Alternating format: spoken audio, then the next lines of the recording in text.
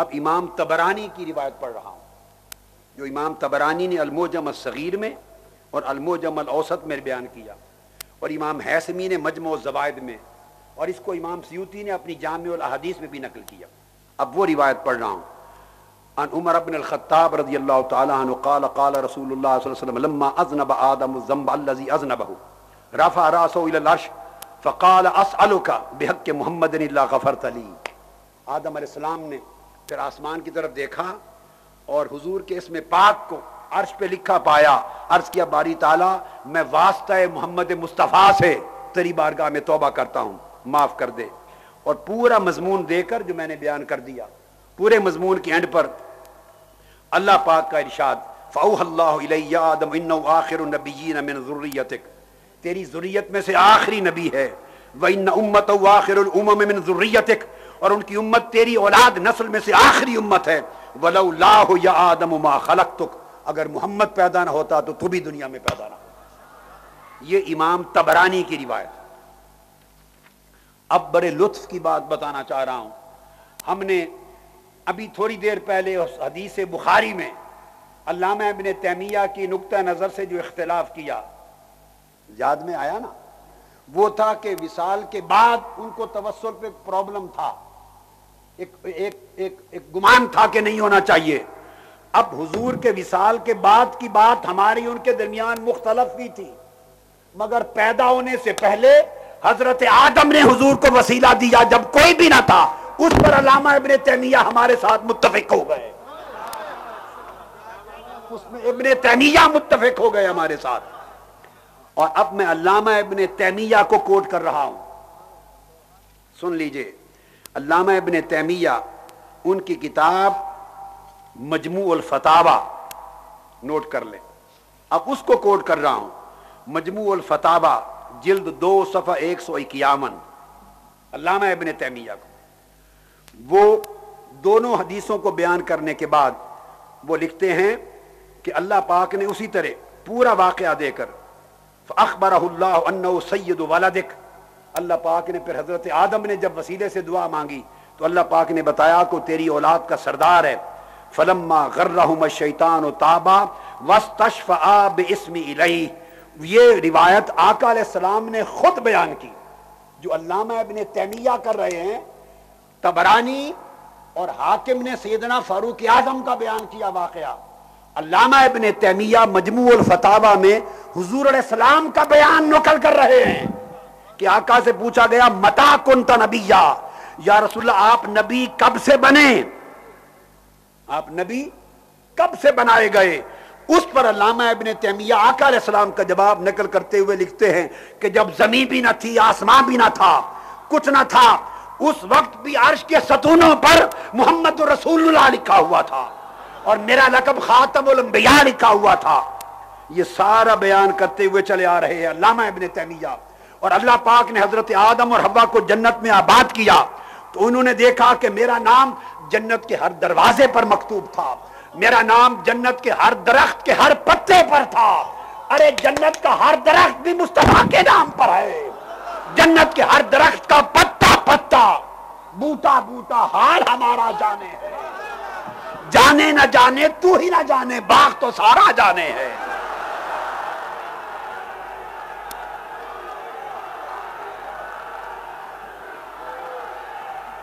ارے آقا علیہ السلام کی شان اقدس کہ فہم میں کوتاہی کرنے والوں، عظمت مصطفیٰ کی معرفت میں کمی کرنے والوں اور حضور کے توسل کی حقیقت سے آنکھیں بند کرنے والوں، علامہ ابن تیمیہ نقل کر رہے ہیں۔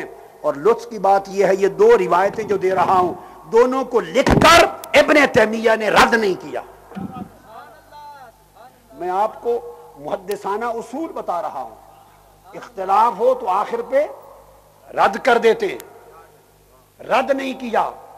اور یہ بیان کیا کہ جنت کے پتوں پہ میرا نام تھا، آقا نے فرمایا، درختوں پر میرا نام تھا، اور جنت کے خیموں پر میرا نام تھا، جنت کے قباب پر میرا نام تھا، جنت کے ابواب پر میرا نام تھا، اور آدم ابھی جسم اور روح میں تھے تب بھی میں نبی تھا۔ اور پھر آدم علیہ السلام نے جب میرا نام دیکھا تو پھر میرے نام کے وسیلے سے توبہ کی، वस्तशफ़अ बिस्मी इलैहि, तो अल्लाह ने उनकी तौबा कबूल कर ली मेरे नाम के सदक़े। ये इब्न तैमिया को मैं फिर कोट कर रहा हूँ, हवाला दे दिया मजमूउल फतावा जिल्द 2 सफ़ा 151।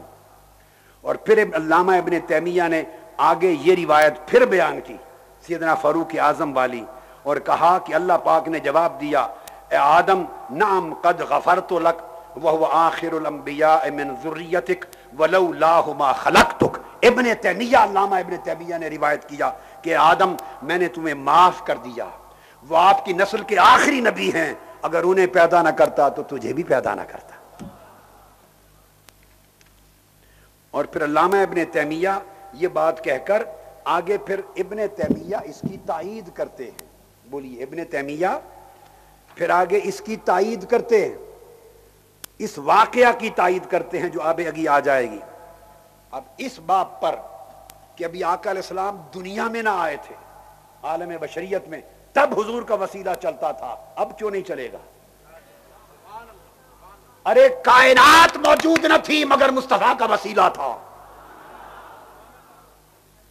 कायनात का कोई फर्द बशर मौजूद न था, मुस्तफा का नाम जन्नत के पत्ते पत्ते दरवाजे दरवाजे पर था।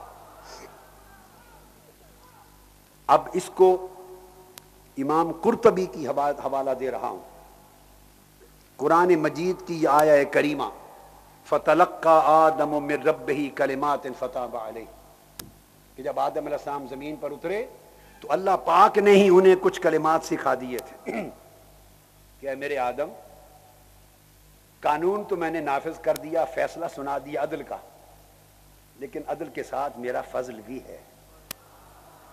अदल का तकाजा यह था कि हुबूत अलल अर्द हो, नीचे जाएं आप। अब फजल का तकाजा यह है कि नीचे तो जा रहे हो मगर मैंने माफ कैसे करना है वो तरीका भी समझा के भेजो। तो जाते हुए कलिमात भी सिखा दिए, रब्बना ज़लमना अनफुसना व इल्लम तग़फिर लना व तरहमना लनकूनन्ना मिनल खासिरीन। अब ये जो आयत करीमा है, इसके साथ जो सूरह बकरा में आया फतलक्का आदम मिन रब्बिही कलिमातिन फताबा अलैहि, अल्लाह ने कुछ कलिमात सिखा दिए थे कि इस तरह माफ़ी मांगना, और आदम अलैहिस्सलाम ने उस तरह माफ़ी मांगी तो रब ने माफ़ फरमा दिया। इसमें वो आयत तो मौजूद है जो मैं पढ़ चुका, रब्बना ज़लमना अनफुसना, वो तो असह कौल है। उसके साथ एक और कौल इमाम कुर्तबी, इमामुल मुफस्सिरीन, इमाम कुर्तबी अल जामे अहकामुल कुरान में बयान करते हैं, और वो फरमाते हैं किसी एक इमाम का कौल नहीं, वक़ालत ताइफा, आइम्मा मुहद्दिसीन मुफस्सिरीन ताबईन अतबाउ ताबईन और आइम्मा सलफ सालेहीन का एक पूरा तबका रिवायत करता है। वो कहता है कि रा मकतूबन अला साकिल अर्श मुहम्मदुर रसूलुल्लाह, कि आदम अलैहिस्सलाम ने अर्श के सतूनों पर हुजूर का इसमें पाक मुहम्मदुर रसूलुल्लाह लिखा देखा, फतशफ़अ बिज़ालिक फ़हियल कलिमात, और उन्होंने फिर हुजूर के इसमें पाक के वसीले से माफ़ी मांगी तो अल्लाह पाक ने माफ़ कर दिया। और फरमाया इमाम कुर्तबी ने, फ़हियल कलिमात, अल्लाह ने जो कलिमात सिखाए थे उनमें से ये कलिमात भी थे कि मेरे महबूब के वसीले से दुआ करना। इमाम जलालुद्दीन सयूती ने अद्दुर्रुल मंसूर में भी रिवायत किया, फतलक्का आदम मिन रब्बिही कलिमातिन फताबा अलैहि इन्नहु वत्तव्वाबुर रहीम। इस आयत करीमा की तफसीर में इमाम जलालुद्दीन सयूती रिवायत करते हैं इमाम तबरानी से अल-मुअजम अस-सगीर, और इमाम हाकिम से, और इमाम अबू नुऐम से, और इमाम बहकी से, और इमाम इब्न असाकिर से, सैयदना फारूक आज़म की रिवायत को बयान करके वो कहते हैं कि सैयदना फारूक आज़म, वो कहते हैं कि आदम अलैहिस्सलाम ने इस आयत के तहत के जो अल्लाह ने कलिमात उनके दिल में इल्का किए उनमें यह था, वक़ाल अस्अलुका बिहक़्क़ि मुहम्मदिन इल्ला ग़फ़रत, मैं तेरे मोहम्मद मुस्तफ़ा के वसीले से बारी ताला तौबा करता हूं, अल्लाह ने माफ कर दिया। ये इमाम सयूती ने लिया। और फिर इमाम अल्लामा आलूसी ने भी इसको रिवायत किया इस आयत के तहत, फतलक्का आदम मिन रब्बिही कलिमात, इनके तहत कि जो कलिमात अल्लाह ने हजरत आदम अलैहिस्सलाम को तौबा के लिए सिखाए थे उनमें से ये भी थे, रब्बना ज़लमना अनफुसना के साथ ये भी थे कि मोहम्मद रसूलुल्लाह को पढ़ के फतशफ़अ बिही, हुजूर के वसीले से माफ़ी मांगी, अल्लाह ने तौबा कबूल कर ली। یہ آپ نے اندازہ کیا. اب یہی جو عقیدہ کہ حضرت آدم علیہ السلام کی توبہ بھی آقا علیہ السلام کے وسیلے سے قبول ہوئی، اب یہ لوگ عام طور پہ یہ گمان کرتے ہیں کہ شاید پاکستان اور ہندوستان یا عالم عرب کے موجودہ دور کے کچھ علماء نے یہ عقیدہ یہ گھڑ لیا ہے، اور روایت کو ضعیف کہنا اور یہ کہنا کہ یہ عقیدہ پہلے ائمہ میں، محدثین میں، مفسرین میں، متکلمین میں اور سلف صالحین میں یہ عقیدہ قرون اولیٰ میں موجود نہ تھا. میں اس غلط فہمی کو آج کے درس حدیث میں دور کر رہا ہوں. یہ عقیدہ آج کا نہیں، عقیدہ اسلامی پر لکھی گئی کتابیں جو ائمہ متقدمین نے لکھی تھی اس وقت سے یہ عقیدہ چلا رہا ہے، اور اس سے انحراف کرنا بدعت ہے. اب عقیدہ اسلامی کی سب سے پہلے زمانے کی لکھی گئی سب سے بڑی معتمد کتاب الشریعہ امام آجری کی، اس کا درس آج بھی سعودی عرب میں مکہ مدینہ کی مساجد میں عقیدہ اسلامی پر آج بھی ہوتا ہے. اس پر درس دیا جاتا ہے عرب و عجم میں. وہ کتاب الشریعہ امام آجری کی، اس کتاب کی حدیث نمبر 949 اور 950. وہ 949 میں لکھتے ہیں کہ آقا علیہ الصلوۃ والسلام اس مخلوق کی تخلیق سے، دنیا کی تخلیق سے ہزارہ سال پہلے نبی تھے، اور آپ کا اسم پاک عرش اور جنت میں ہزاروں سال پہلے سے درج تھا. اب حدیث نمبر 950 میں امام آجری لکھتے ہیں، ابو احمد ہارون بن یوسف کی روایت، انہوں نے ابو مروان العثمانی سے روایت کیا، انہوں نے ابو عثمان بن خالد سے، عن عبد الرحمن بن ابی زناد سے انہوں نے عن ابی قال من الکلمات التي تاب اللہ بها علی آدم علیہ السلام قال. وہ کہتے ہیں جو کلمات یہ امام آجری، یاد رکھ لیں، عقیدہ اسلامی پر لکھی گئی سب سے پہلی 2-3 کتابیں جو تاریخ اسلام میں لکھی، جن پر 1200 سال تک آج تک اعتماد ہے. امام لالکائی کی اعتقاد اہل السنہ، شرح اعتقاد اہل السنہ، اور امام آجری کی کتاب الشریعہ، عرب و عجم کا 1200 سال سے جس پر اعتماد. اس عقیدے میں وہ لکھتے ہیں کہ جو کلمات توبہ اللہ نے حضرت آدم علیہ السلام کو سکھائے یا القاء کیے، ان میں سے یہ تھے اللہم انی اسألک بحق محمد صلی اللہ علیہ وآلہ وسلم علیک. باری تعالیٰ جو محمد مصطفیٰ صلی اللہ علیہ وسلم کی ذات ہے، ان کے حق سے اور ان کی حرمت سے اور ان کے وسیلے سے معافی مانگتا ہوں. اللہ پاک نے معافی عطا کر دی. اللہ نے پوچھا یا آدم ما یدریک بمحمد صلی اللہ علیہ وسلم، تجھے میرے محبوب محمد مصطفیٰ کی خبر کیسے ہوئی؟ قال یا رب رفعت رأسی فرأیت مکتوبا علی عرشک لا الہ الا اللہ محمد رسول اللہ فعلمت انہ اکرم خلقک علیک. میں نے جب نگاہ اٹھایا تیرے عرش کے ہر کنارے پر محمد مصطفیٰ کا نام تیرے نام کے ساتھ مکتوب تھا. میں سمجھ گیا ان سے بڑا محبوب تیرا کائنات میں خلق میں کوئی نہ ہوگا، اس لیے وسیلہ دیا. اللہ پاک نے فرمایا آدم تو سچ کہہ رہا ہے، میں نے معاف کر دیا. اب یہ امام آجری کا عقیدہ بیان کیا. یہی عقیدہ اور اسی حدیث کو حافظ ابن کثیر نے روایت کیا. علامہ ابن تیمیہ کے شاگرد ہیں، علامہ ابن تیمیہ کے شاگرد ہیں حافظ ابن کثیر، حاکم بہقی اور ابن عساکر کے طریق سے اسی حدیث کو بیان کر کے، اور ساتھ وہ کہتے ہیں کہ اللہ پاک نے فرمایا فقد غفرت لک، اے آدم تو نے وسیلہ مصطفیٰ سے معافی مانگی ہے، میں نے معاف کر دیا. پھر امام قسطلانی نے اسی کو بیان کیا. اب سنتے آئیے. اور امام حاکم نے اس حدیث کی تصحیح کی، کہا یہ صحیح ہے. امام طبرانی نے اس کو بھی تصحیح کی، اس کو کہا کہ یہ صحیح ہے. اور پھر امام سیوطی نے خصائص کبریٰ میں اس کو روایت کیا، امام حاکم سے، بہقی سے، طبرانی سے، ابو نعیم سے، ابن عساکر سے. اور پھر ایک اور سند لی امام ابن عساکر نے حضرت کعب الاحبار سے سند لی، اور حضرت کعب الاحبار کی سند جو امام ابن حاکم لائے ہیں وہ بڑی نفیس عبارت ہے اسی توسل پر امام ابن عساکر روایت کرتے ہیں حضرت کعب الاحبار التابعی سے، اور بیان کرتے ہیں کہ حضرت آدم علیہ السلام نے اپنے بیٹے حضرت شیس علیہ السلام کو وصیت کی، جو ان کے خلیفہ اور وارث بنے حضرت آدم علیہ السلام کے، حضرت شیس علیہ السلام کو وصیت کی، ان آدم اوصى ابنہ شیسا فقال اے بنی انت خلیفتی من بعدی، اے میرے بیٹے شیس تو میرا خلیفہ ہوگا۔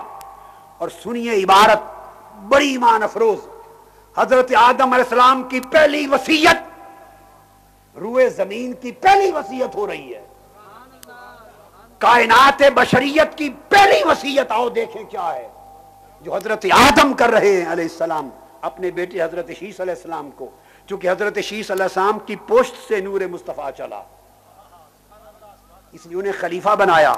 انہیں کہا یا ابنی کلما ذکرت اللہ فاذکر الی جنبی اسم محمد، اے میرے بیٹے شیس میری وصیت یاد کر، جب بھی تو خدا کا ذکر کرے خدا کے ذکر کے ساتھ ہمیشہ مصطفیٰ کا ذکر کرنا، اور ذکر مصطفیٰ کے بغیر کبھی ذکر خدا نہ کرنا۔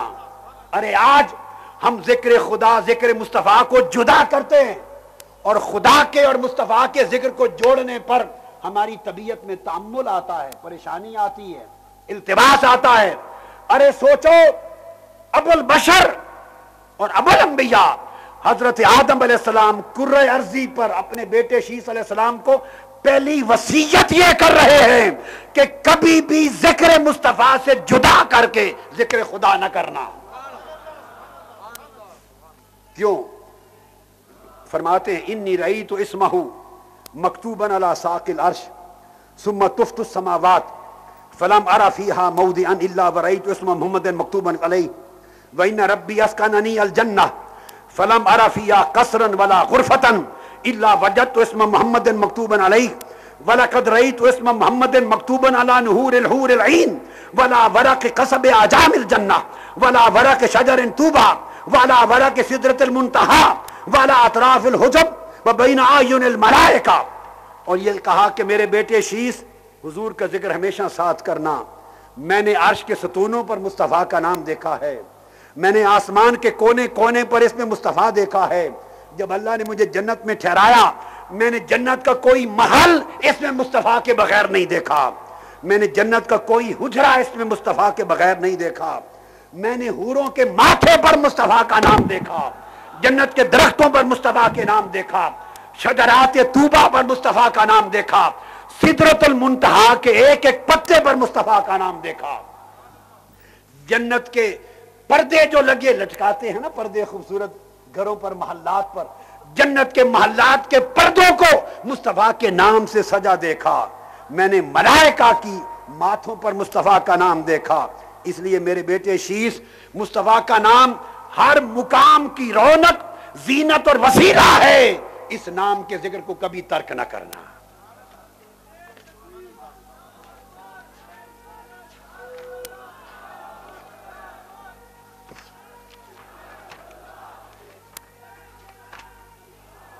اب میں جو عرض کر رہا تھا، علامہ ابن تیمیہ کے جو دو حوالے میں نے دیے، اب دو حوالوں کے بعد علامہ ابن تیمیہ نے اپنا فیصلہ بھی لکھا ہے۔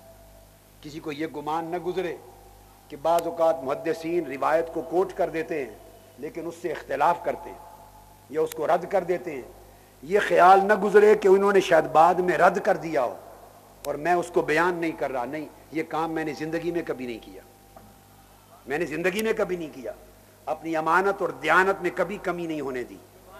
علامہ ابن تیمیہ لکھتے ہیں اس مقام پر مجموع الفتاوی، اور یہ کتاب جس کے پاس اویلیبل نہ ہو، بہت بڑا کوئی 40 جلدوں 50 جلدوں کا فتاوی ہے مجموع الفتاوی، نہ ہو تو گھر جا کے کمپیوٹر کھول کے دیکھیں، کمپیوٹر کا مکتبہ عربی کتب کا، اس میں بھی دیکھیں، اس کی جلد 2 صفحہ 151، اور علامہ ابن تیمیہ کا مجموعۃ الرسائل والمسائل فی العرش، اس کی جلد 4 صفحہ 11، 2 مقامات پر مجموع الفتاوی ابن تیمیہ کا درج ہے، اور وہ اس کے تحت لکھتے ہیں وقد روی ان اللہ کتب اسمہ علی العرش وعلی ما فی الجنۃ من الابواب والقباب علامہ ابن تیمیہ کہتے ہیں کہ یہ روایت کیا گیا ہے کہ جنت کے ہر دروازے اور ہر قبے پر مصطفیٰ کا نام درج ہے.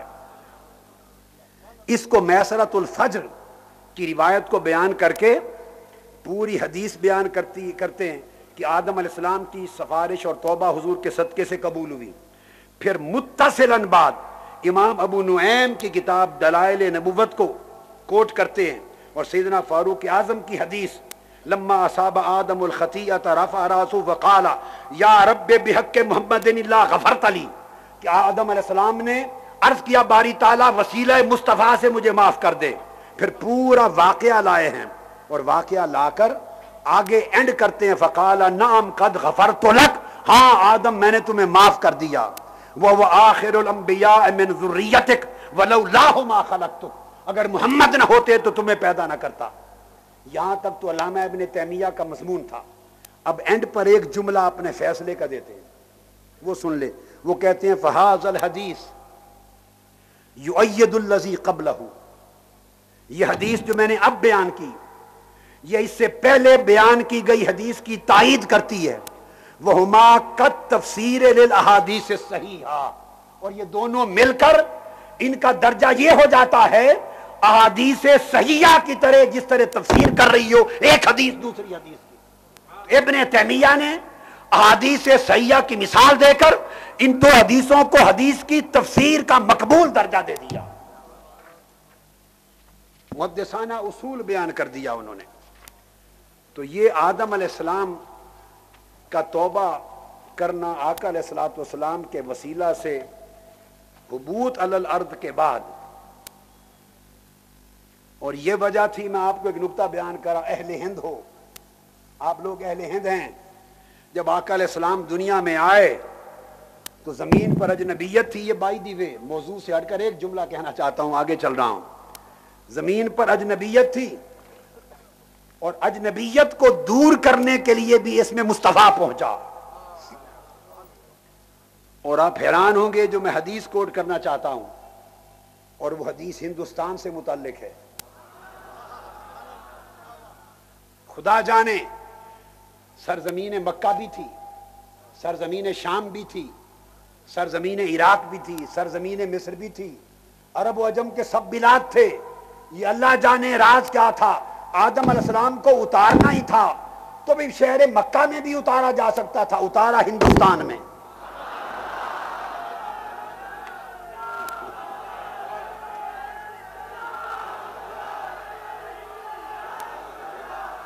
پہلے نبی کے پہلے قدم ہند کی زمین پہ لگے.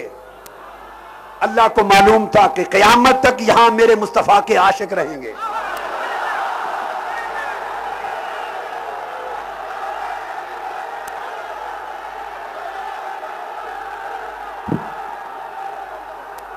حدیث سنیے، حدیث سنیے، گرم دے دو گرم. حضرت ابو ہریرہ رضی اللہ تعالیٰ عنہ روایت کرتے ہیں. کون؟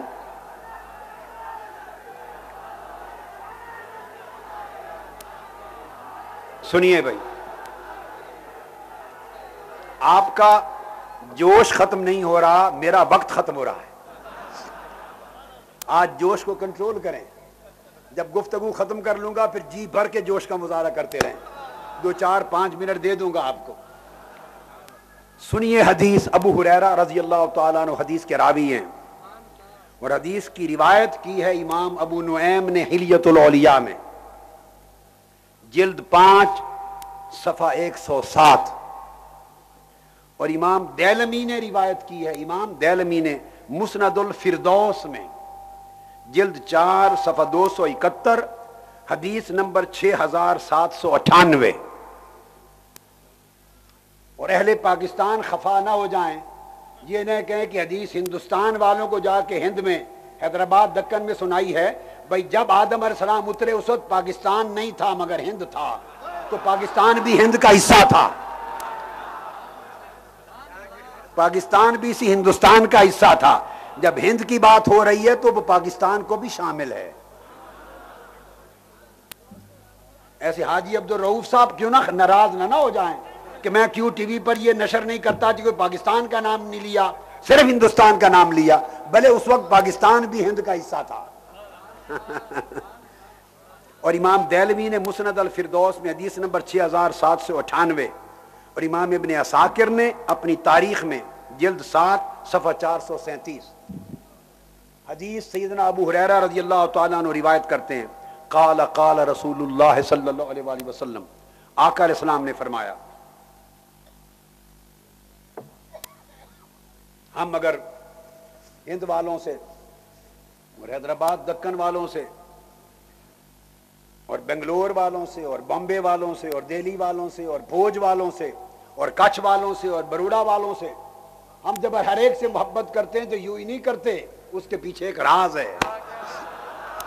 وہ راز یہ ہے کہ آقا علیہ السلام نے فرمایا، نازل آدم بالہند، کہ آدم علیہ السلام ہند کی سرزمین پہ نازل ہوئے، جنت سے اترے تو ہند پر اتارا، ہندوستان کی زمین پر، واستوحش، اب یہاں کوئی اور مخلوق تو تھی نہیں، انسانی مخلوق، پہلے فرد اترے تھے، تو تھوڑے سے جب آپ اترے تو وحشت اور تنہائی سی محسوس ہوئی، جب تنہائی محسوس ہوئی تو رب کو پھر پیار آ گیا، جنت سے بھیجا بھی خود، اور جب دیکھا کہ میرے محبوب بندے آدم کو ذرا تنہائی کی وحشت ہو رہی ہے تو پھر پیار آ گیا، آواز دی جبرائیل، دوڑ کر آ، فوریا جبرائیل امین کو بلا لیا اور کہا جا، اس کو بھی کلمات سکھائے جبرائیل امین کو، جا میرے آدم کی تنہائی دور کرنے کے لیے یہ آواز دے۔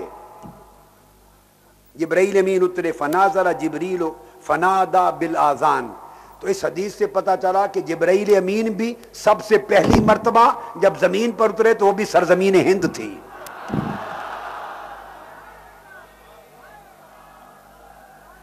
فنادا جبریل، اور ندا دی بالآذان، آذان کہی۔ تیسری بات، روئے زمین پر سب سے پہلی آذان کہی گئی، وہ بھی سرزمین ہند پر کہی گئی۔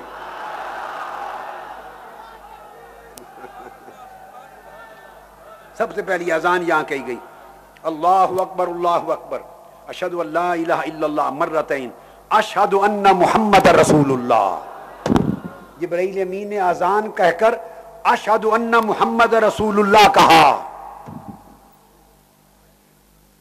اور وحشت دور کرنے کے لیے عرض کیا حضرت آدم علیہ السلام کو کہ باری تعالیٰ نے فرمایا ھذا آخر ولدک من الانبیاء، انبیاء کے آخری نبی محمد مصطفیٰ ہوں گے آپ کی اولاد سے۔ تو آپ کی وحشت دور ہو گئی، آپ کی وحشت دور ہو گئی۔ تو میں عرض کر رہا تھا کہ آقا علیہ الصلوۃ والسلام کی ولادت سے پہلے حضور علیہ السلام کا وسیلہ، سیدنا فاروق اعظم نے تو کہا حضور کا وسیلہ ہوا کرتا تھا، کب سے؟ حضرت آدم کے نزول علی الارض کے وقت سے وسیلہ مصطفیٰ تھا۔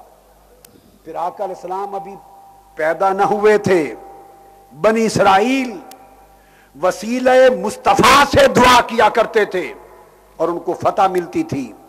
اب بخاری شریف کی اس حدیث کی تائید، بخاری شریف کی اس حدیث کی تائید، اب دلچسپ بات یہ ہے قرآن مجید سے لے رہے ہیں، توجہ سے سنیے، قرآن مجید سے تائید لے رہے ہیں، اور میں کوٹ کر رہا ہوں امام طبرانی کی التفسیر الکبیر، آیت ہے قرآن مجید کی سورہ بقرہ کی آیت نمبر 92 سورہ بقرہ کی، الفاظ ہیں وَكَانُوا مِن قَبْلُ يَسْتَفْتِحُونَ عَلَى الَّذِينَ كَفَرُوا فَلَمَّا جَاءَهُم مَّا عَرَفُوا كَفَرُوا بِهِ، کہ یہ بنی اسرائیل اہل کتاب حضور علیہ السلام کی ولادت سے صدیوں پہلے میرے مصطفیٰ کے نام کے وسیلے سے کفار پہ فتح یابی مانگتے تھے، حضور کے وسیلے سے جنگوں میں فتح یابی ہوتی تھی، آقا کا توسل حضور کی ولادت سے پہلے بھی جاری تھا۔ اب اس کو امام طبرانی اپنی تفسیر التفسیر الکبیر میں روایت کرتے ہیں، اس آیت کریمہ کے تحت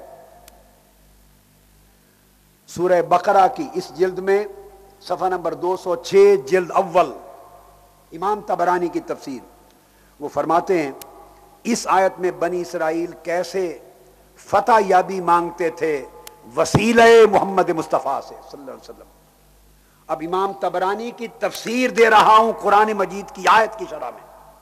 وہ کہتے تھے اللہم انصرنا علیہم باسم نبیک وبکتاب الذی تنزل علی الذی وعدتنا انک باعثہ فی آخر الزمان الذی یجد صفتہ فی التوراۃ. اے اللہ تعالی جس نبی کو آخر الزمان مبعوث فرمانے والا ہے، جس کی شانیں اور کمالات اور عظمتوں کے تذکرے ہم اپنی کتاب تورات میں پڑھتے ہیں، اس محمد مصطفیٰ کے اسم پاک کے وسیلے سے ہمیں کفار پہ فتح عطا فرما. یہ قرآن مجید نے کہا وَكَانُوا مِن قَبْلُ يَسْتَفْتِحُونَ عَلَى الَّذِينَ كَفَرُوا کہ مصطفیٰ آپ کے آنے سے پہلے ان لوگوں کا عقیدہ آپ پر، آپ کی عظمت پر، آپ کے وسیلے پر، آپ کے معجزات پر، آپ کی کرامتوں پر، آپ کے اوصاف پر، آپ کے کمالات پر، آپ کی برکات پر اتنا تھا کہ جب آپ نہیں آئے تھے تب آپ کے نام کے وسیلے سے مجھ سے فتح مانگتے تھے اور میں فتح عطا کرتا تھا. جب آپ آ گئے تو حسد میں مبتلا ہو کے آپ ہی کے منکر ہو گئے. یہ قرآن مجید کی آیت ہے. تو اس آیت نے حضور کی ولادت سے پہلے حضور کا وسیلہ ثابت کر دیا قرآن نے، ولادت سے پہلے. اور امام طبرانی کو میں نے یہاں پر کوٹ کیا. اب اسی طرح امام ابن ابی حاتم رازی، میں متقدمین کی بات کر رہا ہوں ابھی، بعد کے مفسرین کی نہیں. امام ابن ابی حاتم رازی آج سے 1100 سال پہلے کے امام، ان کی تفسیر اس میں بھی وہ یہی بیان کرتے ہیں. حضرت اکرمہ سے روایت کرتے ہیں تابعی، اور حضرت سعید ابن جبیر تابعی سے روایت کرتے ہیں، اور وہ دونوں حضرت عبداللہ ابن عباس سے روایت کرتے ہیں. حضور کے صحابی حضرت عبداللہ ابن عباس راوی، اور وہ فرماتے ہیں ان یہودا کانوا یستفتحون علی الاوس والخزرج برسول اللہ صلی اللہ علیہ وآلہ وسلم قبل مبعثہ، کہ یہود اوس اور خزرج پر، یہود قبائل وسیلہ مصطفیٰ دے کر حضور کی بعثت سے پہلے فتح یابی حاصل کیا کرتے تھے.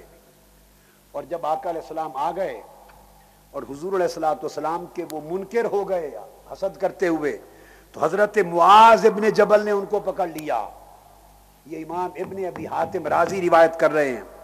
حضرت معاذ ابن جبل نے پکڑا، حضرت بشر بن البراء نے ان کو پکڑا، حضرت داؤد بن سلمہ نے پکڑا، اور یہود کے اس گروہ کو خطاب کیا اور کہا یا معشر یہود اتقوا اللہ واسلموا فقد کنتم تستفتحون علینا بمحمد صلی اللہ علیہ وآلہ وسلم ونحن اہل شرک. ہم مشرک تھے اس وقت، ہم کافر تھے، ابھی رسول پاک کی بعثت نہ ہوئی تھی، ہم نہ جانتے تھے ان کی آمد کو، تم جانتے تھے تورات میں پڑھ کر. خدا کا خوف کرو، ان کی آمد سے پہلے تم رسول پاک کا وسیلہ پیش کر کے فتح یابی مانگتے تھے اور ہم پہ فتح یاب ہوتے تھے. اب ہم ایمان لے آئے اور تم منکر ہو گئے، ایمان لے آئے اور تم منکر ہو گئے. یہ امام ابن ابی حاتم رازی نے روایت کیا. اسی طرح امام طبری نے تفسیر ابن جریر میں روایت کیا. اسی طرح امام آجری نے، جن کا ذکر کیا میں نے کتاب الشریعہ میں، حدیث نمبر 978 پہ روایت کیا. امام آجری عرب و عجم کی عقیدہ اسلامیہ کی متفقہ کتاب. میری بات سمجھ گئے؟ یہ مسئلہ دیوبندیوں بریلویوں کا نہیں ہے، یہ مسئلہ شیعوں اہل حدیثوں وہابیوں کا سنیوں کا نہیں ہے. یہ آج کا ہندوستان پاکستان کا صدی 2 صدی 4 صدی 5 صدی 8 صدی ارے 1000 سال پہلے کا نہیں ہے. یہ مسئلہ 1200 1400 1300 سال پہلے کی اسلامی عقیدے کی کتب میں فیصلہ کر دیا گیا ہے، اور 13 صدیوں 14 صدیوں سے صحابہ کرام سے آج تک بالاتفاق یہ عقیدہ روایت ہوتا چلا آیا ہے. اگر آج کوئی اس کو نہ مانے تو وہ حضور کی امت کی پوری روایت سے منکر ہوگا.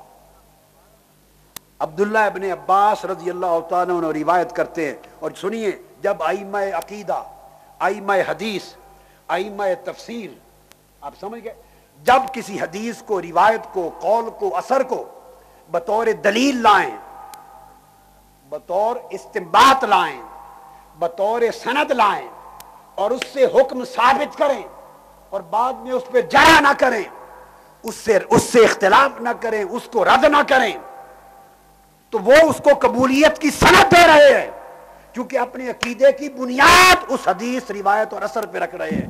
یہ قاعدہ یاد کر لیں۔ اس کو ضعیف کہہ کے رد کرنے والے گویا 1400 سال کی اسلامی تاریخ کو رد کرنا چاہتے ہیں۔ تو عبداللہ ابن عباس کی روایت امام آجری کتاب الشریعہ میں لائے، فرماتے ہیں کانت یہود خیبر تقاتل غطفان فکلما التقوا ہزمت اليہود فعاد وفی روایت فعاز اليہود یوما فی الدنیا فقالوا اللہم نسألک بحق محمد النبی الامی۔ ان کو شکست ہو جاتی تھی، جب شکست ہو جاتی تو پلٹ کر آتے، اور کتب میں آیا ہے حدیث میں کہ اپنی تورات کی کتاب اٹھا کر لاتے، اور تورات میں جس جگہ پہ لکھا ہوا تھا کہ محمد مصطفیٰ آنے والے ہیں، وہ میدان جنگ میں یہود علماء تورات کھول کے کھڑے ہوتے اور تورات میں اس آیت پر ہاتھ رکھتے جہاں محمد مصطفیٰ کی تشریف آوری کا ذکر تھا، اور عرض کرتے باری تعالیٰ ہم اس محمد مصطفیٰ کا وسیلہ دیتے ہیں۔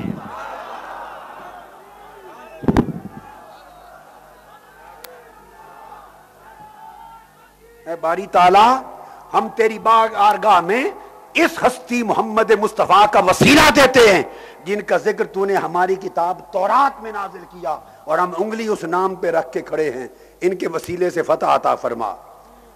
تو وہ کہتے ہیں وَكَانُوا إِذَا الْتَقَوْا دَعَوْا بِهَذَا الدُّعَاءِ فَهَزَمُوا غطفان، اور غطفان کو شکست ہو گئی اور حضور علیہ السلام کے وسیلے سے ان کو فتح یابی نصیب ہو گئی۔ یہ امام آجری نے روایت کیا۔ اسی طرح تفسیر میں امام نیشا پوری جو اسباب نزول کے امام بھی ہیں، اسباب نزول کے، اپنی الوسیط میں روایت کرتے ہیں اسی حدیث کے یہی الفاظ، اور الفاظ پھر سن لیے وقالت الیہود اللہم انا نسألک بحق النبی الامی الذی وعدتنا ان تخرجہ لنا فی آخر الزمان الا نصرتنا۔ واضح وسیلہ کی دعا کرتے تھے، اور سن لیجئے 1200 سال میں جتنے مفسرین آئے قرآن مجید کی اس آیت کریمہ کے تحت، ہر مفسر 1200-1300 سال سے یہود کی یہی دعائے وسیلہ نقل کرتا چلا آیا، اور اس کو کسی نے آج کے دن تک رد نہیں کیا۔ آپ 500 کتب، 200 کتب، 100 کتب منتخب تفسیر کے ائمہ کی اٹھا لیں، جس کسی نے یہ روایت حضور کے وسیلہ کی دی ہے، اللہ کی عزت کی قسم روایت سب نے دی، مگر اختلاف کسی ایک نے نہیں کیا، کسی نے رد نہیں کیا۔ یہ کوئی اعلیٰ حضرت مولانا شاہ احمد رضا خان رحمت اللہ تعالی علیہ کا دیا ہوا عقیدہ نہیں، حضرت مولانا انوار اللہ فاروقی رحمت اللہ علیہ کا دیا ہوا عقیدہ نہیں، حضرت مولانا عبداللہ محدث حیدرآبادی دکنی کا دیا ہوا عقیدہ نہیں ہے، یہ میرا دیا ہوا عقیدہ نہیں ہے، یہ 200-400 سال کے اندر وجود میں آ جانے والا عقیدہ۔ اب میں اس کے بعد آپ کو حافظ ابن کثیر کو کوٹ کر رہا ہوں۔ حافظ ابن کثیر آپ کو معلوم ہے آج بھی عرب میں مکہ معظمہ، مدینہ طیبہ، حرم مکہ، حرم مدینہ، مکہ یونیورسٹی، مدینہ یونیورسٹی، عرب و عجم میں تفسیر سبقاً پڑھانے والی درسی کتاب ہے حافظ ابن کثیر کی تفسیر، اور وہ علامہ ابن تیمیہ کے شاگرد ہیں، علامہ ابن القیم اور ابن کثیر۔ اب علامہ ابن الکثیر کی سنیے تفسیر ابن کثیر، اٹھا کے دیکھیے، اٹھا کے دیکھیے، گھر جائیے، اسی آیت کریمہ کے تحت آیت نمبر 88 اور 89 جو آیت میں جو پڑھ چکا، وَكَانُوا مِن قَبْلُ يَسْتَفْتِحُونَ عَلَى الَّذِينَ كَفَرُوا فَلَمَّا جَاءَهُمْ مَا عَرَفُوا كَفَرُوا بِهِ فَلَعْنَةُ اللَّهِ عَلَى الْكَافِرِينَ۔ اس آیت کے تحت حافظ ابن کثیر بیان کرتے ہیں سب سے پہلی بات جو میں کوٹ کر چکا کہ یہود کو حضرت معاذ ابن جبل اور دیگر صحابہ نے پکڑ لیا اور کہا کہ خدا کا خوف کرو، ہم اس وقت کفر اور شرک میں تھے، تمہارے ہاتھوں میں تورات ہوتی، تم حضور کا نام لے کر حضور کے وسیلے سے دعا کرتے، ہمیں بتایا کرتے اور فتح یاب ہوتے۔ آج ہم مومن ہو گئے، تم انکاری ہو گئے۔ پہلی روایت حافظ ابن کثیر یہ لائے، دوسری روایت پھر وہ لائے دوبارہ کہ حضور کا انکار کیا وسیلہ کی برکت پانے کے باوجود، حسدن، چونکہ ان کے بنی اسرائیل میں سے آقا نہیں آئے، بنی اسماعیل میں سے آ گئے۔ اب علامہ حافظ ابن کثیر دعا بھی نقل کرتے ہیں کہ حضور کے وسیلہ کی دعا کن الفاظ میں کیا کرتے تھے۔ امام قرطبی، قدیم قرطبی ہیں، یہ جامع الاحکام والے قرطبی نہیں ہیں، اندلسی نہیں، کیونکہ حافظ ابن کثیر سے بہت پہلے امام قرطبی پہلے، ان کی روایت کرتے ہیں، اور دیگر کی عبداللہ ابن عباس سے کہتے ہیں کہ یہود دعا کرتے تھے وسیلہ مصطفیٰ کی ان الفاظ کے ساتھ۔ حافظ ابن کثیر کی نقل کہتے ہیں فقالوا اللہم انا نسألک بحق النبی الامی الذی وعدتنا باخراجہ فی آخر الزمان الا نصرتنا علیہم، اور پھر کہ باری تعالیٰ اس نبی آخر الزمان محمد مصطفیٰ کے وسیلے سے ہمیں فتح عطا فرما، جن کے آخر الزمان بعثت کا تو نے وعدہ فرمایا، بس حضور کے وسیلے کی دعا سے انہیں فتح یابی نصیب ہوتی، مدد نصیب ہوتی۔ یہ حافظ ابن کثیر نے ساری روایتوں کو جمع کیا۔ اسی طرح امام جلال الدین سیوطی نے تمام روایات حدیث کو جمع کیا۔ ابو نعیم نے دلائل میں بیان کیا حضرت عطا کے طریق سے، اور حضرت دحاق کے طریق سے عبداللہ ابن عباس کی یہی دعا، اللہم انا نستنصرک بحق النبی الامی الا نصرتنا علیہم فینصرون۔ پھر ابو نعیم نے الدلائل میں حضرت کلبی کے طریق سے، انہوں نے ابو صالح، انہوں نے عبداللہ ابن عباس کے طریق سے یہ روایت کیا۔ پھر حضرت عبد بن حمید نے اور ابن جریر نے اور ابو نعیم نے حضرت قتادہ تابعی کے طریق سے روایت کیا کہ کفار عرب پر وسیلہ مصطفیٰ سے فتح یاب ہوتے۔ پھر امام حاکم بہقی نے دلائل سے پھر روایت کیا اسی دعا کے ساتھ۔ پھر امام ابن اسحاق، ابن جریر، ابن المنذر، ابن ابی حاتم اور ابو دؤیم، انہوں نے پھر الگ الگ طرق سے عبداللہ ابن عباس سے روایت کیا۔ امام سیوطی نے ساری روایات اور احادیث کو جمع کر دیا۔ گویا پھر علامہ آلوسی روح المعانی میں بیان کرتے ہیں، علامہ آلوسی اسی آیت کے تحت کہ بنو قریظہ اور بنو نذیر یہ آقا علیہ السلام کے وسیلے سے اوس و خزرج پہ کامیابی کی دعا مانگتے اور کہتے اللہم انا نسألک بحق نبیک الذی وعدتنا ان تبعثہ فی آخر الزمان ان تنصرنا اليوم علی عدونا فینصرون۔ باری تعالی محمد مصطفیٰ نبی آخر الزمان کے وسیلے سے ہمیں فتح عطا کر، اور ان کو فتح عطا ہوتی۔ اور آگے وہ کہتے ہیں فسین للطلب، یہ جو الفاظ آئے ہیں یستفتحون، استفتاء سین طلب کے لیے ہے کہ حضور کے وسیلے سے اللہ سے فتح طلب کرتے تھے، اور جو فتح آئی ہے متضمن معنی نصر بواسطہ، حضور کے واسطے سے مدد طلب کرنے کو یہ آیت متضمن ہے۔ یہ ساری آیات نے حدیث نے بیان کیا، یہی امام سیوطی نے، اور یہ تمام اسباب النزول کی کتب میں اس کو روایت کیا گیا۔ گویا ان تمام احادیث کی روشنی میں بتانا مقصود یہ تھا کہ آقا علیہ الصلوۃ والسلام کا وسیلہ تو دنیا میں اس وقت بھی رائج تھا جب دنیا نہ بنی تھی، جب عالم بشریت کا بھی آغاز نہ ہوا تھا۔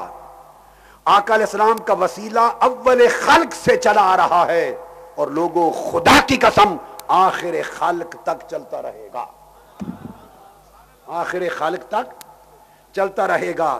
پھر آقا علیہ الصلوۃ والسلام کا اپنا زمانہ اقدس آیا، اپنا زمانہ اقدس، یہ صحیح بخاری کی حدیث کی جس کی شرح میں نے ابھی تک کی، یہ اس کی بات تھی۔ اب اس کے ساتھ صحیح مسلم کو ملاتا ہوں، صحیح مسلم کو آقا علیہ الصلوۃ والسلام خود تعلیم دیتے صحابہ کرام کو کہ مانگ لو مجھ سے جو مانگنا ہے۔ صحیح مسلم کی حدیث ہے صحیح، اور یہ مانگنا دراصل یہ بھی حقیقت میں بمعنی توسل ہوتا کہ مانگنے میں مستعان حقیقی تو اللہ کی ذات ہوتی ہے، مگر بخاری کے ساتھ صحیح مسلم کی حدیث پڑھا دوں۔ حضرت ربیعہ بن کعب الاسلمی رضی اللہ تعالیٰ عنہ روایت کرتے ہیں، امام مسلم نے اس حدیث کو روایت کیا، سیاستہ کی 3 کتابیں اکٹھی لے لیتے ہیں ایک حدیث میں. صحیح بخاری پہلے ہو گئی تھی، اب امام مسلم نے کتاب الصلاۃ باب فضل السجود میں روایت کیا. امام ابو داؤد نے سیاستہ میں کتاب السنن نے کتاب الصلاۃ باب وقت قیام النبی من اللیل میں روایت کیا.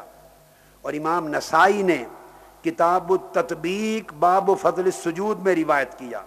پھر امام احمد بن حنبل اور بغوی اور طبرانی باقی ائمہ نے گویا 3 اور کتابیں سیاستہ کی، مسلم، ابو داؤد اور نسائی، تینوں میں یہ حدیث آئی ہے. حدیث یہ ہے، حضرت ربیعہ بن کعب روایت کرتے ہیں کہ آقا علیہ الصلوۃ والسلام کے ہاں رات کو میں قیام کرتا، اور جب حضور علیہ السلام کے تہجد کے لیے اٹھنے کا وقت ہوتا تو میں آقا کی نوکری انجام دیتا تھا. میں آقا کی نوکری انجام دیتا، یعنی آقا کے لیے لوٹے بھرتا پانی کے، حضور کے جوڑے اٹھاتا، میرے آقا علیہ الصلوۃ والسلام کے لیے مصلی بچھاتا، طہارت کے لیے جاتے تو پانی بھر کے دیتا، واپس آتے تو وضو کا پانی بھر کے رکھ دیتا، جوڑے اتار کے جاتے تو اٹھا لیتا، آتے تو اٹھا پہنا دیتا، مصلی بچھا دیتا، جو حاجتیں رات کے قیام کی ہوتی میں نوکری کرتا، پوری کرتا.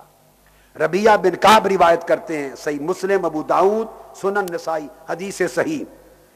کنت ابیت مع رسول اللہ صلی اللہ علیہ وسلم فاتیتہ بوضوئہ وحاجتہ. میں بیان کر چکا، رات کی حضور کے وضو کرنے کی حاجتیں، ضروریات اور دیگر حاجات و ضروریات پوری کرتا.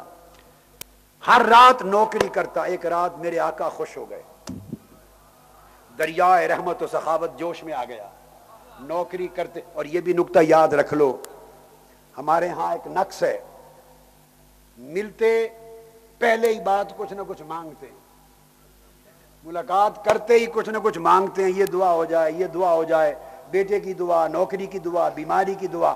ہم خدمت بعد میں کرتے، مانگتے پہلے. ذرا ادب سیکھ لو، طریقہ سیکھ لو صحابہ کرام سے. صحابہ کرام کیا کرتے؟ ساری رات اور ساری عمر صرف نوکری کرتے، مر مانگنے کے لیے لب نہ کھولتے تھے. نوکری کرتے، خدمت کرتے، پر لب نہ کھولتے. ربیعہ بن کعب کہتے ہیں میری راتیں بیت گئی حضور کی نوکری کرتے کرتے، میں نے لب نہیں کھولے. ایک راز لبان مصطفیٰ خود کھلے. آقا میری نوکری سے خوش ہو گئے، اور خوش ہو کر آقا علیہ السلام مجھے فرمانے لگے، مجھے فرمانے لگے، فقال علی سل.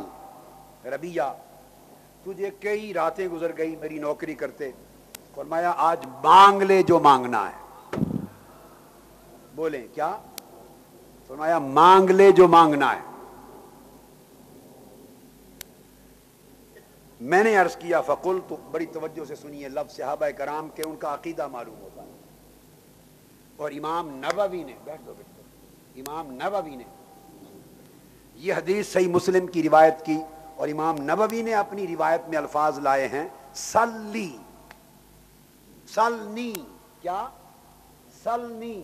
ربیعہ مجھ سے مانگ لے جو مانگنا ہے. صحیح مسلم، ابو داؤد، نسائی میرے سامنے ہے. اس کے لفظ ہیں فقال علی سل، مجھے فرمایا ربیعہ مانگ لے جو مانگنا ہے. مگر امام نووی کی روایت میں لفظ ہیں سلنی، ربیعہ مجھ سے مانگ لے جو مانگنا ہے.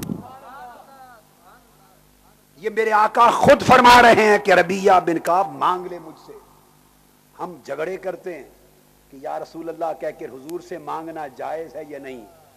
ارے کس جواز کی بات کرتے ہو؟ جس ہستی نے جائز ناجائز کی شریعت دی ہے وہ خود فرما رہی ہے مجھ سے مانگ لے، مجھ سے مانگ لے.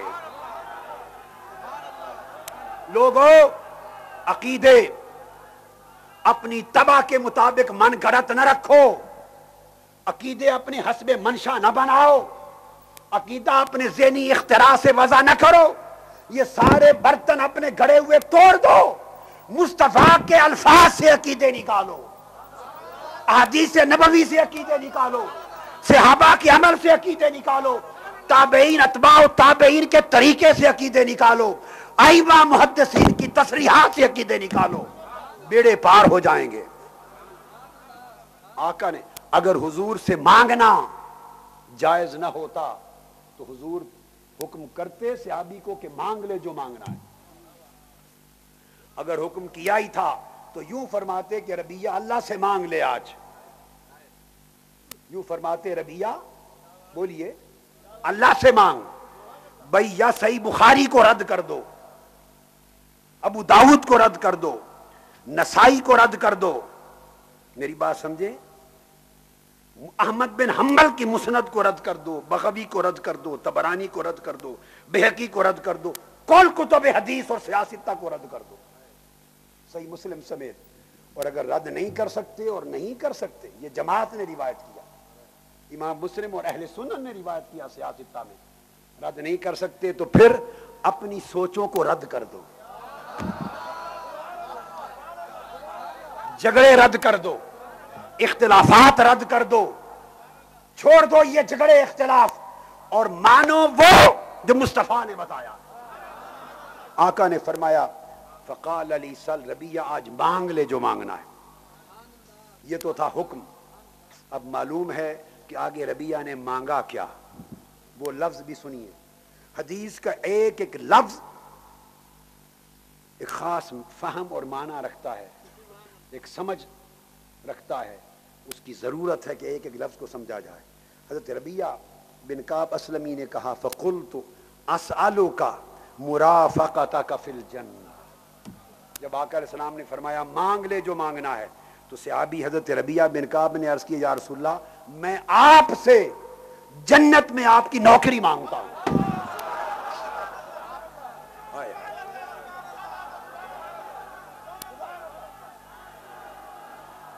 یہاں بڑے غور سے دیکھیے حدیث کے لفظ صحیح مسلم کے.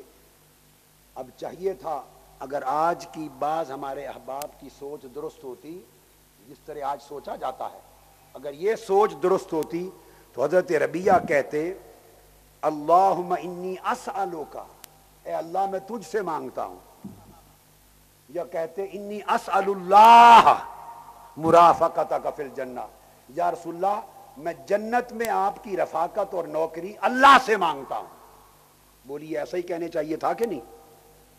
اگر یہ جو آج تصور وضع ہو گیا اور جس نے لوگوں کے عقائد کو گڈ مڈ کر دیا, پریشان کر دیا, اور حیدرآباد میں بھی یہ کیچڑ گھس آیا,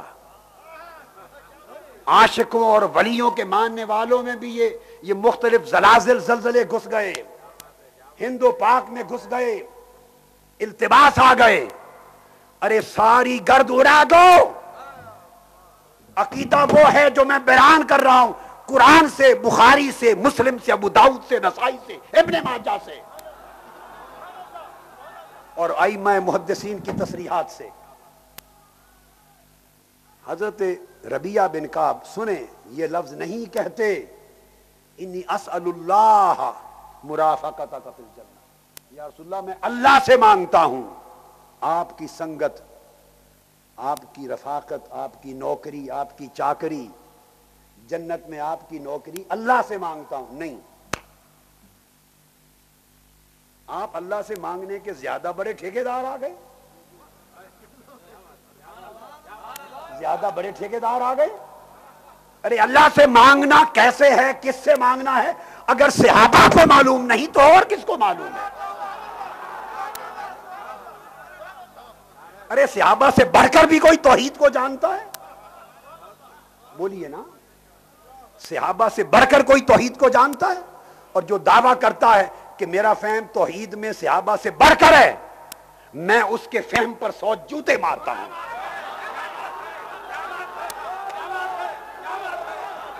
جو یہ سمجھتا ہے کہ میرا فہم توحید کا صحابہ کرام سے بڑھ کر ہے, اس کے فہم پر 100 جوتے مارتا ہوں. ارے صحابہ کرام سے بڑھ کر توحید کی معرفت ہے کسی کو؟ کس سے مانگنا جائز ہے اور کس سے مانگنا جائز نہیں؟ ارے صحابہ کرام سے بہتر کس کو معلوم ہے؟ اب اگلی بات سنیں, اور بات صرف صحابہ کی نہیں, یہ ربیہ بن کعب اپنے گھر بیٹھے بات نہیں بیان کر رہے. اگر گھر میں بیٹھ کے دعا مانگی ہوتی نا گھر میں, تو پھر کوئی کہہ دیتا, وہ بھی غلط ہوتی بات. صحابی کے قول کو, صحابی کے حکم کو, صحابی کی سنت کو, اثر کو رد نہیں کیا جا سکتا. مگر پھر گھر بیٹھ کے کرتے تو کوئی کہتا کہ یہ حضرت ربیہ کی بات ہے، یہ حضرت ربیہ کی بات ہے۔ ارے یہ حضرت ربیہ صحابی کی بات نہیں، یہ مصطفیٰ کی اپنی بات ہے، کیونکہ آقا علیہ السلام نے فرمایا ربیہ سل، مانگ لے مجھ سے۔ حضور سامنے کھڑے ہیں، رات کا اندھیرا ہے، آقا کا گھر ہے، میرے آقا علیہ السلام اور ربیہ بن کعب آمنے سامنے کھڑے ہیں، وضو کروا چکے ہیں، مصلی بچھا چکے ہیں، نوکری کر چکے ہیں، حضور خوش ہو گئے ہیں اور خوش ہو کے فرما رہے ہیں ربیہ مانگ لے، آج دریائے رحمت ہمارا جوش میں ہے۔ حضور کے سامنے کھڑے ہو کے آقا کی بارگاہ میں بالمشافہ عرض کر رہے ہیں، فَقُلْتُ أَسْأَلُكَ مُرَافَقَتَكَ فِي الْجَنَّةِ، یا رسول اللہ میں آپ سے جنت مانگتا ہوں۔ کیا مانگتا ہوں؟ بولیے، جنت اور مرافقتک، اور خالی جنت بھی نہیں، جنت کے تو 1000 درجے ہوں گے، اگر خالی جنت مانگوں تو معلوم نہیں میں کس منزل پہ ہوں گا، آپ کس منزل پہ ہوں، آپ تو وہاں ہوں گے جہاں انبیاء ہوں گے، اور معلوم نہیں ہم کس درجے منزل میں ہوں گے۔ تو جنت بھی مانگتا ہوں، اور جنت کا وہ درجہ جہاں آپ ہوں گے وہیں میرا گھر ہو، جہاں آپ کا در ہو وہیں میرا گھر ہو، جنت میں آپ کے ساتھ رہوں، مرافقت مانگتا ہوں۔ اچھا دونوں باتیں، تو مانگتے کس سے ہیں؟ اب آخری بات، آقا کے سامنے کھڑے ہیں اور یا رسول اللہ انی اسألوک، مانگتا بھی آپ سے ہوں، جنت لینی بھی آپ سے ہے، اور جنت میں آپ کی نوکری بھی آپ سے لینی، آپ سے مانگتا ہوں۔ اب اگر رسول پاک سے مانگنا، سوال کرنا، استمداد کرنا، استعانت کرنا، سوال و طلب رسول پاک سے اگر جائز نہ ہوتا تو ارے تاجدار کائنات سے بڑھ کر توحید سمجھانے والے آ گئے ہو۔ حضور پہلا جملہ بولتے ربیہ توبہ کر، اللہ کے سوا کسی اور سے نہیں مانگتے، پہلا جملہ میرے آقا کا ہوتا، روک دیتے ربیہ اپنے الفاظ کو تبدیل کر، انی اسالو کا مجھ سے مانگنا مت کہہ، بلکہ کہہ کہ اللہ سے مانگتا ہوں۔ حضور روک دیتے، حضور نے فرمایا مانگ۔ حضرت ربیہ نے عرض کیا رسول اللہ آپ سے جنت مانگتا ہوں، اور آقا علیہ السلام نے روکا نہیں، تو پتا چلا جنت مانگنا رسول پاک سے حضور کی سنت کے تحت حکم ہو گیا، حضور نے اسے شریعت بنا دیا۔ جب منع نہیں کیا تو حضور سے جنت کا مانگنا یہ شریعت ہو گئی، یہ اسلام ہو گیا، یہ ایمان ہو گیا، یہ سنت صحابہ ہو گئی، اور حضور چونکہ اس پر خاموش رہے، رد نہیں کیا، تو سنت تقریری مصطفیٰ کی ہو گئی۔ انی اسألک مرافقتک فی الجنہ، آپ سے مانگتا ہوں اور جنت میں آپ کی نوکری مانگتا ہوں۔ یہ دراصل جب حضور سے مانگا جاتا ہے، میں پھر دوہرا رہا ہوں، وہ بمانا توسل ہوتا ہے، بمانا توسل ہوتا ہے، مستعان حقیقی اس وقت بھی اللہ ہی ہوتا ہے، اللہ ہی ہوتا ہے، مگر مانگنے میں خطاب آقا علیہ السلام سے براہ راست کرنا جائز ہے۔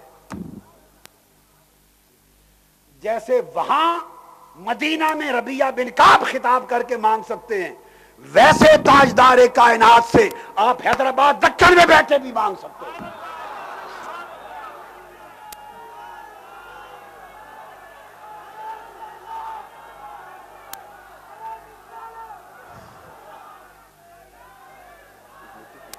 گرم گرم گرم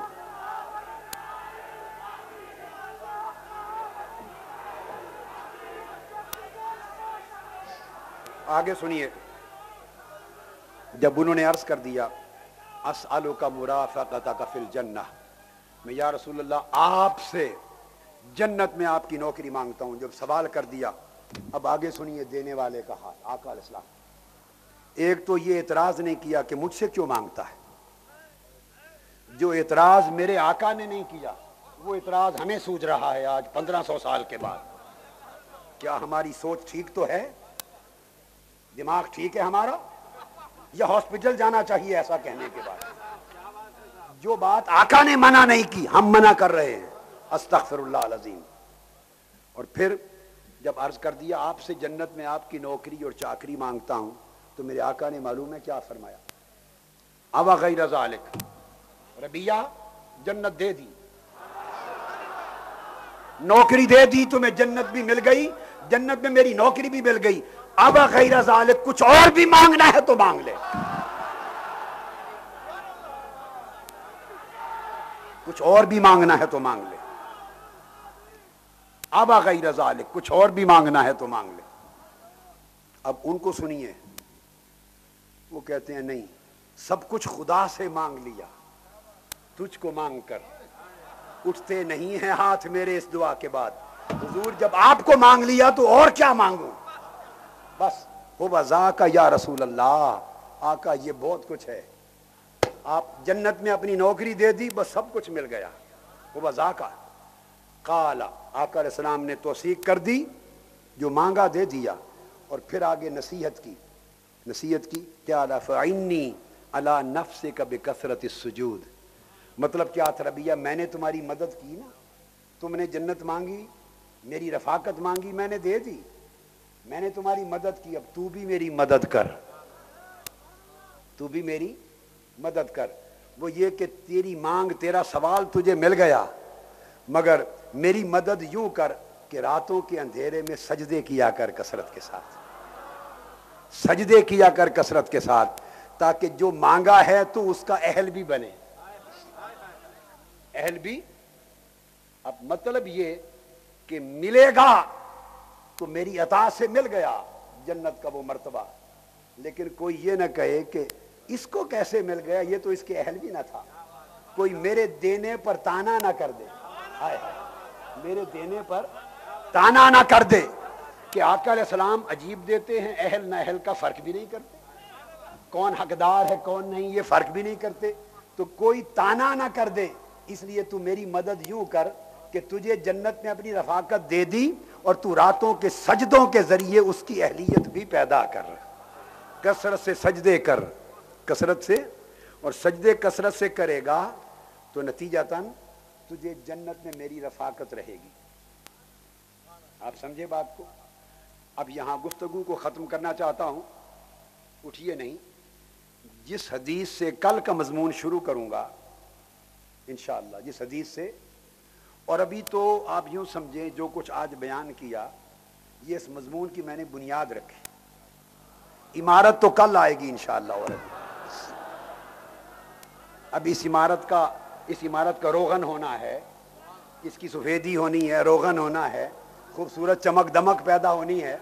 अभी कल इंशाअल्लाह और इस पे बयान बुनियादी तौर पर बड़े दलाइल के साथ आएगा, मगर उठने से पहले गौर से सुने, वो हदीस सुन ले, उठना नहीं है अभी, बैठे भाई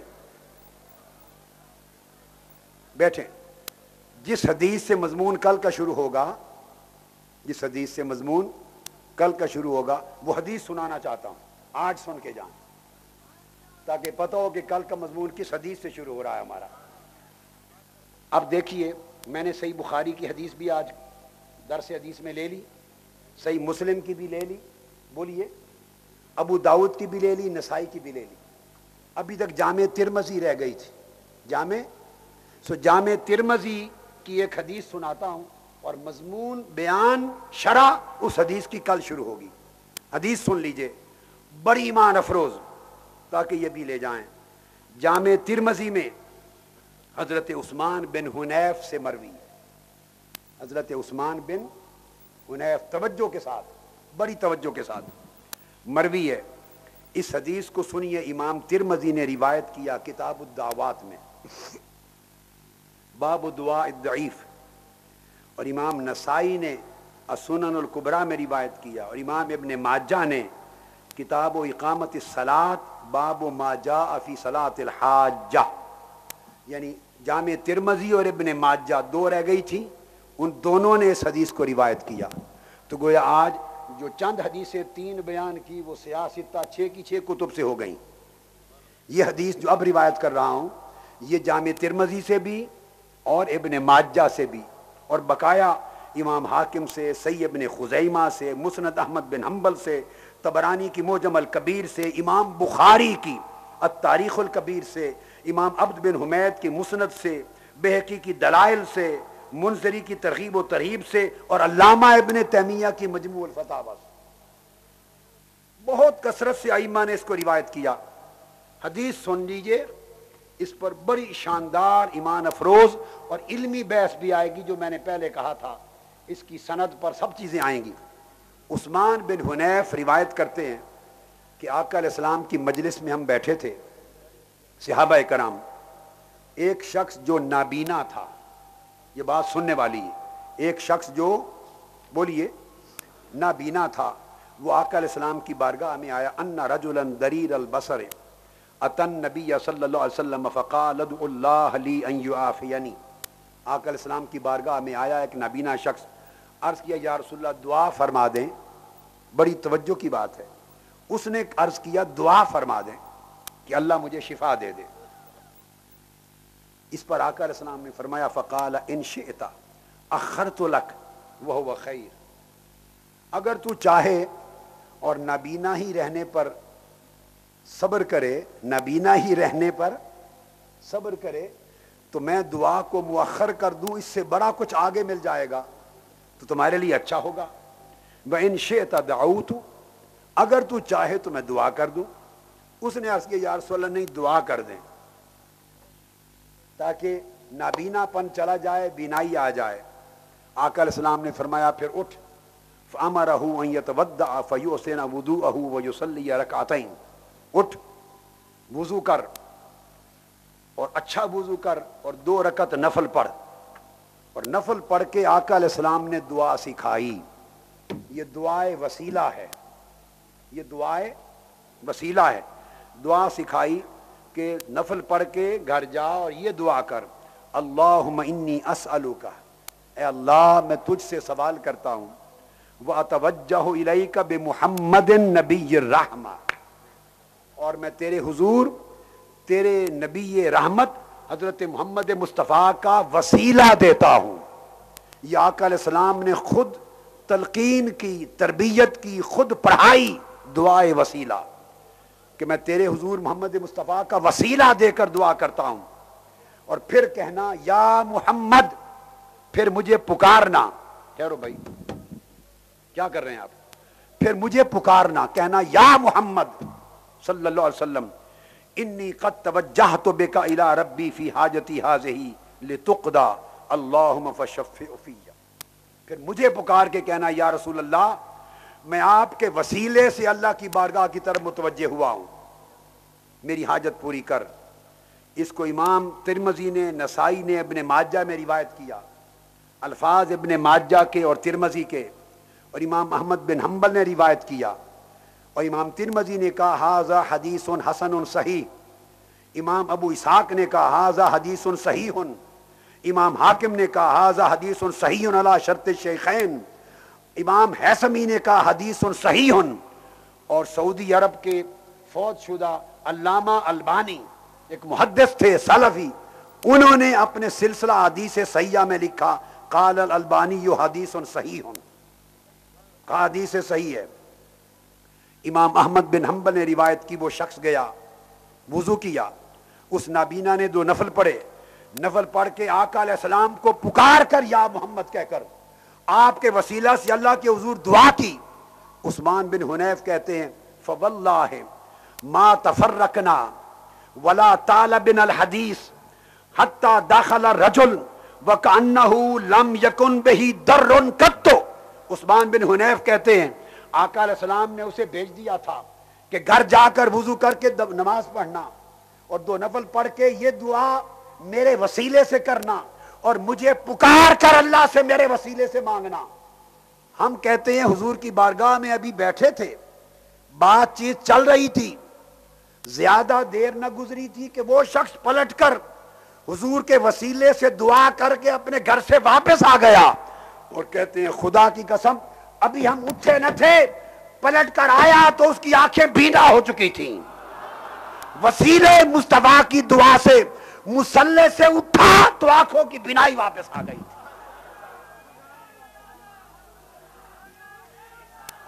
یہاں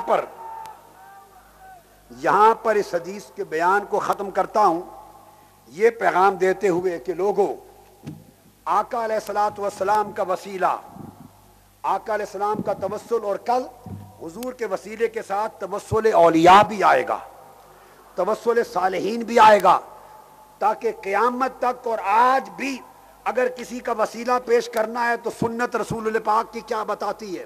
مگر ذہن میں رکھ لو کہ دینے والا اللہ کی ذات ہے، مگر آقا علیہ السلام کے وسیلے سے طلب کرنا اور حضور کے وسیلے سے پانا، یہ آدم علیہ السلام کے زمین سے اترنے سے لے کر تاجدار کائنات کی بعثت تک، اور آقا علیہ السلام کی بعثت سے لے کر آج تک، اور آج سے لے کر یوم قیامت تک، آخری جملہ خدا کی عزت کی قسم، قیامت کا دن ہوگا، سورج سوے نیزے پر ہوگا، لوگوں کے آدھے آدھے کانوں تک پسینہ ہوگا، عالم انسانیت پسینے سے شرابور ہوں گے، اور حساب و کتاب ابھی شروع نہ ہوا ہوگا. لوگ قیامت کے دن کی ہولناکیوں سے تھر تھر کانپ رہے ہوں گے، کسی کو کوئی سبیل اور کوئی راستہ سوجھ نہ رہا ہوگا کہ اب قیامت کے دن کی اس مشکل اور آفت سے نجات کیسے ملے. رب کائنات کی عزت کی قسم، صحیح بخاری کی حدیث ہے، کل آئے گی کہ قیامت کے دن قیامت کی ہولناکیوں سے نجات پانے کے عمل کا آغاز بھی کل کائنات کے لیے حضور کے وسیلے سے ہوگا، آقا دو جہاں کے وسیلے سے ہوگا. ساری امتیں مل کر حضرت آدم کے پاس جائیں گی اور حضرت آدم سے مدد مانگیں گی، توسلاً کہیں گے نہیں آج کسی اور کے پاس جاؤ، کل میں حدیث کے لفظ دوں گا، مدد مانگیں گی یہ لفظ دوں گا. حضرت ابراہیم کے پاس، حضرت موسیٰ کے پاس ہر کوئی انکار کرے گا، پھر تاجدار کائنات کے پاس آئیں گے. فاستغاثوا بآدم ثم بموسیٰ ثم بمحمد، استغاثوا حضور سے مدد مانگیں گے قیامت کے دن. اور وہ مدد کیسی؟ سامنے عرش پہ رب بیٹھا ہے. یہ بات اہل دکن سن لو، یہ نہیں کہ گھر میں ہیں، قیامت کا میدان ہے. کرسی پر عرش الہی پہ رب ذوالجلال جلوہ فکن ہیں، اپنی شان کے لائق رب سامنے ہے، قیامت کا میدان ہے. تعلیم یہ ہے کہ قیامت کے دن رب کے سامنے بھی کوئی یہ نہیں کہے گا کہ باری تعالیٰ تو ہماری مدد کر، باری تعالیٰ تو ہماری پریشانی کو ٹال دے، باری تعالیٰ تو ہولناکیوں کو ختم کر دے. قیامت کے دن کا قانون یہ ہے، رب کریم سامنے ہوں گے، مومنوں کی آنکھوں کے آگے سے پردہ اٹھایا جا چکا ہوگا، کرسی عرش پر رب ذوالجلال اپنی شان کے لائق جلوہ افروز ہوگا.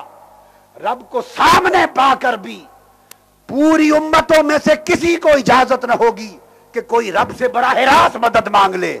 وہاں بھی قانون یہ ہوگا، جس نے رب کی مدد لینی ہے وہ مصطفیٰ سے مدد جا کے مانگے، مصطفیٰ سے وسیلہ مانگے. تو قیامت کے دن بھی کام وسیلہ مصطفیٰ سے ہوگا. ارے جس کے وسیلے سے قیامت کے دن کا کام ہونا ہے، اس کے وسیلے کو آج بھی اپنا لو تاکہ سارے کام ہو جائیں. آج کے لیے وما علینا الا البلاغ. انشاءاللہ کل کا درس جلدی شروع کریں گے، جلدی.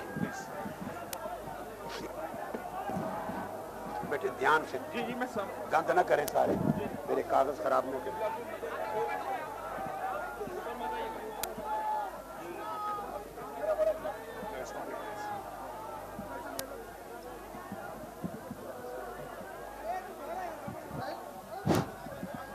نعرہ تکبیر، نعرہ رسالت، نعرہ حیدری، نعرہ غوث، مجدد رواسدی، مجدد رواسدی، ذوالفقار حیدری، ذوالفقار حیدری، دین حق کے ہے ولی، دنیا جس پہ مر مٹی، ریوائیور آف دی سینچری.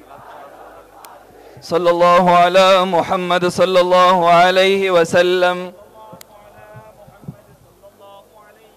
صلی اللہ علی محمد صلی اللہ علیہ وسلم. مدینے کے آقا سلام علیکا، دو عالم کے شاہ سلام علیکا، مدینے کے آقا سلام علیکا، دو عالم کے شاہ، زمین میں محمد زماں میں محمد، مکی میں محمد مقام محمد، ہر ایک شے میں جلوہ رسول خدا کا، سلام علیکا سلام علیکا، مدینے کے آقا سلام علیکا، دو عالم کے شاہ سلام علیکا، ہماری بھی قسمت بنا دو نبی جی، نصیبہ بھی سویا جگا دو نبی جی، ہمیں اپنا روزہ دکھا دیجئے گا، ہمیں اپنا جلوہ دکھا دیجئے گا، سلام علیکا سلام علیکا، مدینے کے